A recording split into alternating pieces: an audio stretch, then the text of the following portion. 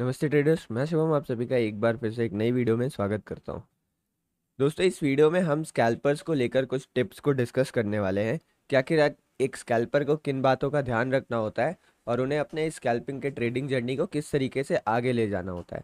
तो इसमें बहुत सारे पॉइंट्स को डिस्कस करेंगे, साइकोलॉजिकल और कुछ टेक्निकल पॉइंट्स को भी डिस्कस करेंगे कि आखिर स्कैल्पर्स के लिए कैसे प्लेटफॉर्म चाहिए होते हैं, कैसे उनका ऑर्डर एग्जीक्यूशन करना होता है, किन किन चीज़ों का उनको ध्यान रखना होता है।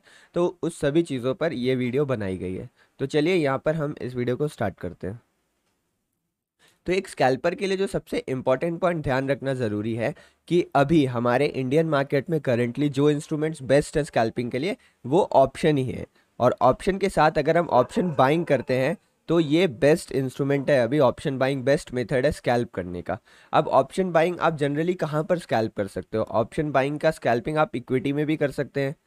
इक्विटी के साथ साथ जो सबसे बेस्ट रहता है वो है इंडेक्स। जो अभी हमारे पास मेजर इंडेक्स हैं, जैसे आप निफ्टी बैंक निफ्टी के नाम से जानते हैं, अगर हम उनमें ऑप्शन स्कैल्पिंग करते हैं तो वो इस टाइम सबसे बेस्ट रहता है। तो ऑप्शन बाइंग की मदद से हम स्कैल्पिंग किस किस इंस्ट्रूमेंट्स में कर सकते हैं वो देखते हैं। हम यहाँ पर इक्विटी में भी ऑप्शन स्कैल्पिंग कर सकते हैं। जिन स्टॉक्स की लिक्विडिटी अच्छी रहती है और जिनके ऑप्शंस में अच्छे से ट्रेड होता है वहाँ पर हम ट्रेड कर सकते हैं। बट इक्विटी में जनरली लिक्विडिटी का प्रॉब्लम आपको देखने मिलता है, तो आपको ऐसे ही स्टॉक सिलेक्ट करने हैं जहां पर लिक्विडिटी अच्छी खासी रहे।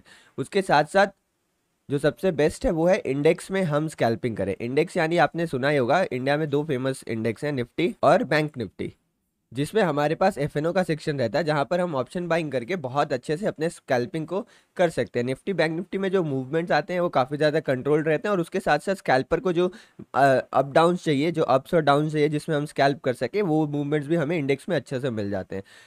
तो जनरली जब भी मुझे भी स्कैल्प ट्रेड लेना होता है तो मैं इंडेक्स को ही प्रीफर करता हूँ।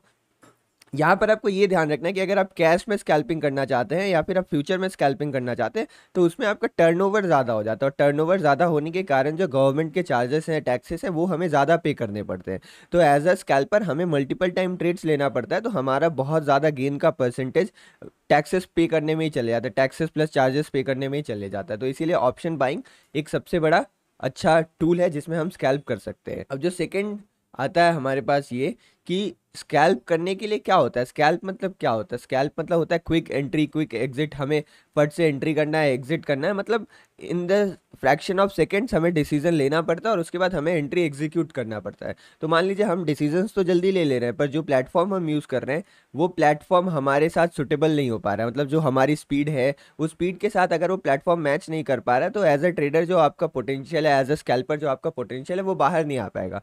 इसीलिए हमेशा स्कैल्पिंग करने के लिए एक स्ट्रॉन्ग, फास्ट और सोफिस्टिकेटेड प्लेटफॉर्म चाहिए होता है जिसमें ज़्यादा ग्लिचेस ना हो, ज़्यादा लैग्स ना हो, जो फास्ट आपके ऑर्डर्स एग्जीक्यूट हो और वो काफ़ी ज़्यादा स्ट्रॉन्ग प्लेटफॉर्म हो ताकि उसमें डाउन टाइम ना रहे। क्योंकि एज अ स्कैल्पर हमें दिन भर मार्केट्स को देखना रहता है, तो अगर इसमें कहीं भी डाउन टाइम जाता है तो हमारा बहुत ज़्यादा लॉस होने की प्रोबेबिलिटी रहती है। तो हमारे इस स्ट्रॉन्ग प्लेटफॉर्म के नीड को पूरा करता है M stock by Mirae asset. M stock एक ऐसा प्लेटफॉर्म है जो बहुत ही ज़्यादा स्ट्रांगली बिल्ड किया गया है। मतलब इसके जो टेक्निकल्स हैं वो काफ़ी ज़्यादा स्ट्रांग है और इसमें काफ़ी फास्ट ऑर्डर एग्जीक्यूशन हमें देखने को मिलता है। तो एज अ स्कैल्पर जो हमारा ट्रू पोटेंशियल है वो एक ऐसे ही प्लेटफॉर्म के साथ बाहर आ सकता है जो हमारी स्पीड के साथ मैचअप कर पाए। तो एम स्टॉक बेसिकली स्कैल्पर्स को ही टारगेट करके बनाया गया है जिसमें हम बहुत फास्ट और स्ट्रांगली ट्रेड ले सकते हैं। तो हमें इस बात का हमेशा ध्यान रखना होता है कि प्लेटफॉर्म हमें कभी भी धोखा ना दे, प्लेटफॉर्म हमेशा हमारे साथ रहे। अब जो थर्ड और बहुत ज़्यादा इंपॉर्टेंट पॉइंट है वो है कि कमीशन और ब्रोकरेज को लेकर हमें क्या करना चाहिए। क्योंकि देखिए मैं आपको समझाता हूँ, स्कैल्पर उन टाइप ट्रेडर्स को बोलते हैं जो मार्केट में बहुत ज़्यादा एंट्री एग्जिट करते हैं। तो एक दिन में 10 ट्रेड्स, 20 ट्रेड, 30 ट्रेड्स, 40 ट्रेड्स कोई बड़ी बात नहीं है स्कैल्पिंग के लिए, क्योंकि हमें बहुत ज़्यादा एंट्री एग्जिट करना होता है और हम छोटे मूवमेंट्स को टारगेट कर रहे होते हैं हर बार।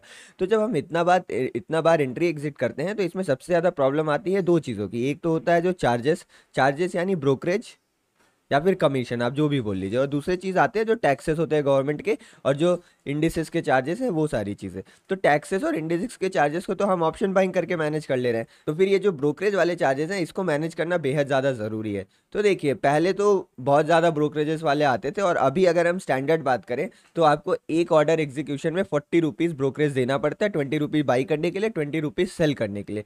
तो अगर हम इसको कैलकुलेट करने की कोशिश करें और हम मिनिमम अमाउंट को ले लेते हैं, मान लेते हैं आप दिन में केवल 10 ट्रेड करने वाले हो, तो अगर आप कैलकुलेट करोगे तो यहाँ पर 10 ट्रेड हो गए 10 इंटू 40, 10 ट्रेड्स हो गए, हर एक ट्रेड का जो ब्रोकरेज लगने वाला है 40 लगने वाला है, और एक 20 ट्रेडिंग डेज हम मान लेते हैं एक महीने में, तो 20 इसको कर लेते हैं, और प्लस यहाँ पर हमारे पास 12 मंथ्स होते हैं। तो अगर आप इसको कैलकुलेट करेंगे तो अराउंड 96,000 रुपीज़ आपको ये निकल कर आएगा।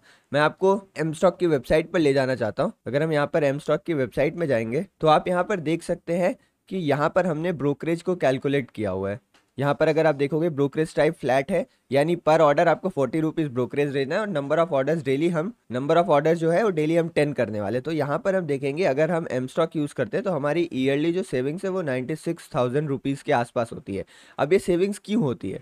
क्योंकि जो एम स्टॉक है उसमें ये जो ब्रोकरेज वाला सेक्शन है ये ज़ीरो है, यानी यहाँ पर हम ब्रोकरेज फ्री ट्रेडिंग कर सकते हैं, यानी 10 into 0 into 20 into 12 equals to ₹0। तो यानी यहाँ पर आपको 1 रुपया भी ब्रोकरेज पे नहीं करना है। और ये स्कैल्पर के लिए बहुत अच्छी बात है, क्योंकि जो हमारे मैक्सिमम प्रॉफिट्स होते हैं वो हमारे चार्जेस और ब्रोकरेज में ही चले जाते हैं।